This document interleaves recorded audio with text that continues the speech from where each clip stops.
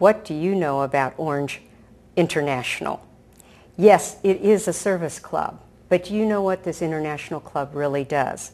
Tonight's guests are all Orange Rotarians. They're going to tell us about this club, and they're going to talk about how they serve the needs of our community. They'll also talk to us about their 2008 fundraiser, which is scheduled for later this month. Please join me as I welcome the Orange Rotary Club. I'm Pat Buttress. Welcome to Orange View.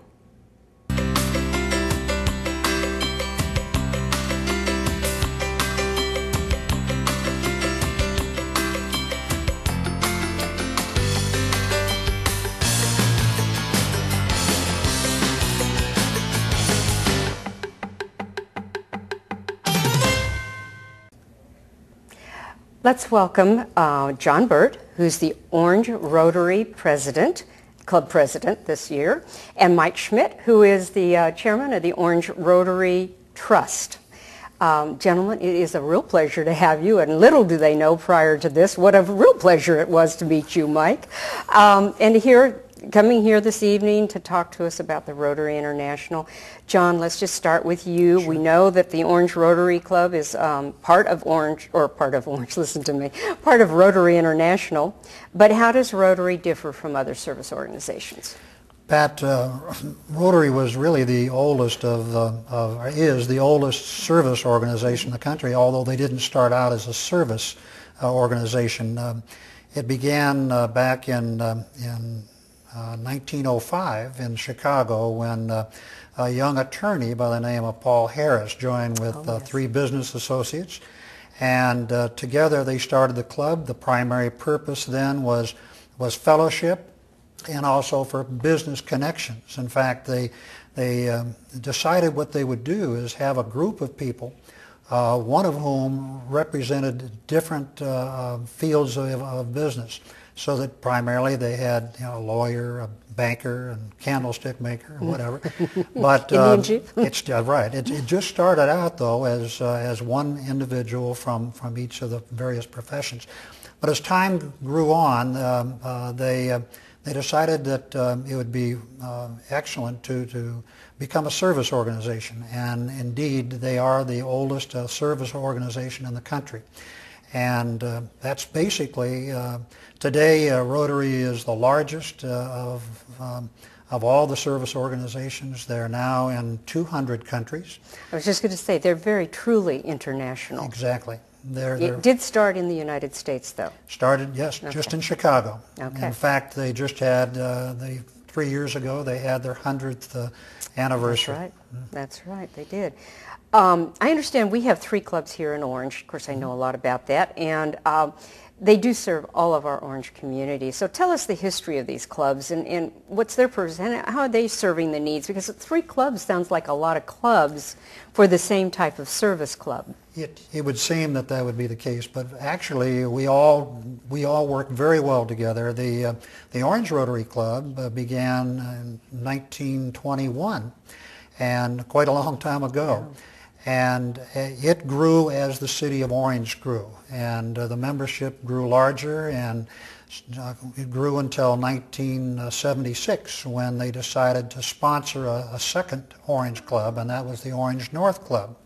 And then it was 1984 that they sponsored, actually it was the third sponsored club. The very first sponsored club was in 1939 when we sponsored the Newport Balboa Club. Mm-hmm. But they all essentially mirror the purpose of the Rotary International, and that's basically service above self. We have projects both here in the community, the Orange community, as well as projects internationally, and we have both of the directors of our community service and also international service that will talk a little bit more about each of those a little bit later. Okay, sounds great. I've heard about the Orange International Foundation, and how is the foundation funded? Basically, it's funded by all of the Rotarians throughout the world. The clubs themselves get together. They finance the foundation essentially, and that's why it's grown to be such a large organization. Typically, for example, our club, we are number one in a district of 50 clubs in terms of support each year for the Rotary Foundation. There are probably 70 individuals within our club that have pledged this year $12,000. And an individual who pledges $1,000 becomes a Paul Harris Fellow. I'm sure you've probably heard of Paul Harris Fellow. Absolutely. In fact, Mike Abdullah just recently, I think, got into, or was given a Paul Harris. Actually, Mike Abdullah was a member of the Board of Trustees of Rotary International.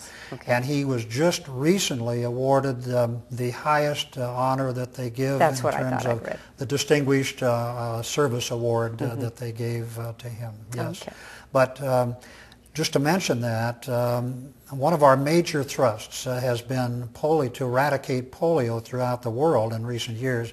And we've come very close. It's down to a few hundred cases each year, primarily in the country of Africa.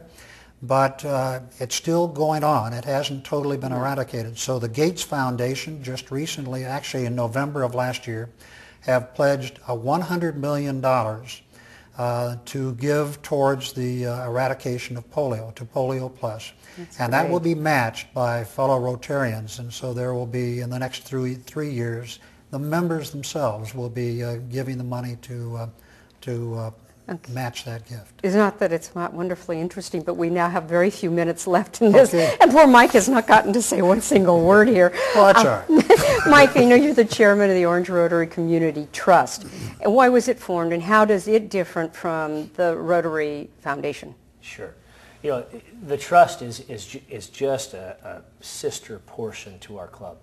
It started about 25 years ago. We had a donation of about $10,000 that kind of sat in our bank account for many, many years and didn't do much. And in the early 90s, we set up a charitable foundation around that to go through and drive principally education within the community of Orange. And so we have an international and a national and a local focus, and the trust is really there to go through and develop funds so over a long term.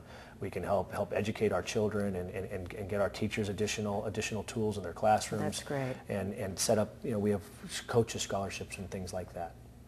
Well, the interest in the trust funds is directed by the trust board towards community projects and scholarships, and then so it's separated from the projects that the club board is working on. There's a club board and a foundation board, there right? Is. Or a trust board, I mean. Yeah, there's a club board, and then there's a trust board, and I help oversee the trust board this year, and those are one year positions usually. And that does that allocation then? It does. Very often the directors of the club come to us with ideas, and Okay. then we use the trust funds to go through and fund their ideas. Okay, I'm getting educated. John, I understand that Rotary International has an annual meeting somewhere in the world every year. Where and when is it going to be this year? Well, it's an exciting year actually for us, because this year there will be probably 30,000 Rotarians from all over the world descending on Los Angeles. And so it'll be right here in our backyard, yes. So make your plans for traveling to Los Angeles early. But actually, we're very excited about this. The 3 clubs of Orange are getting together, and we're going to host an event on June 16th in which 50 Rotarians, again from all over the world, will come down on a bus, and they will be here in Orange. They'll either go on a tour of the historical center of the library, or Al Ricci will take them on his little red trolley. Oh yes, that's a great little trip. Which is a wonderful ride. Or people will have a chance to walk down in the historic district of Orange. I hate to do this, but believe it or not, we've gone through our first segment already, and it is time for our first break.